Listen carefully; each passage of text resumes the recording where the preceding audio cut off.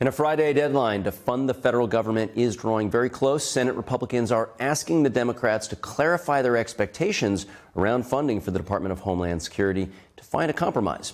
NTD's Daniel Monahan reports on that and updates on ICE operations in Minnesota. The atmosphere on Capitol Hill yesterday was uncertain as Democrats unite against funding the DHS. They are calling for reforms, though they haven't put forward a unified proposal on what those would look like. The bill is passed without objection. Last week, the House passed the $1.2 trillion spending package at issue.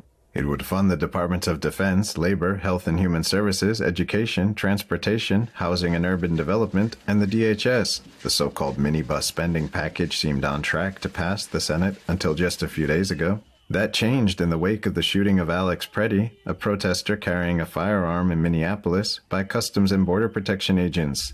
Senate Democrats vowed to oppose the DHS component of the funding package in the incident's aftermath. Senate Leader John Thune called the death of Pretti a tragedy and called for an investigation into the shooting. I'm glad that the president is sending Tom Homan to Minnesota, and I hope that his arrival will help restore order to the situation. Thune called for reflection on some of the rhetoric leading up to the incident.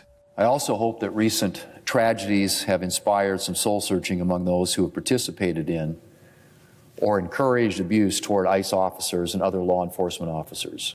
On that note, Philadelphia DA Larry Krasner called ICE officers a small bunch of wannabe Nazis yesterday during a press conference. Krasner vowed that they would be hunted down like Nazis were for decades and brought to justice. White House Press Secretary Caroline Leavitt is calling such comparisons shameful and said they lead to increased tensions.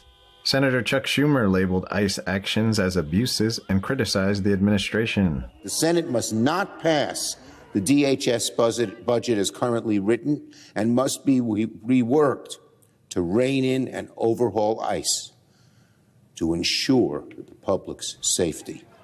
President Trump yesterday called for an investigation into the shooting incident and has expressed a desire to reduce tensions in Minnesota. Well, you know, we're doing a big investigation. I want to see the investigation.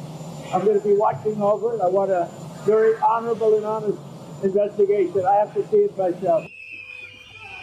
The administration has withdrawn Greg Bovino, Commander-at-Large of the U.S. Border Patrol overseeing operations in the Twin Cities, in favor of Border Czar Tom Homan. But Democrats are demanding legislative changes before they'll back any bill containing DHS funding.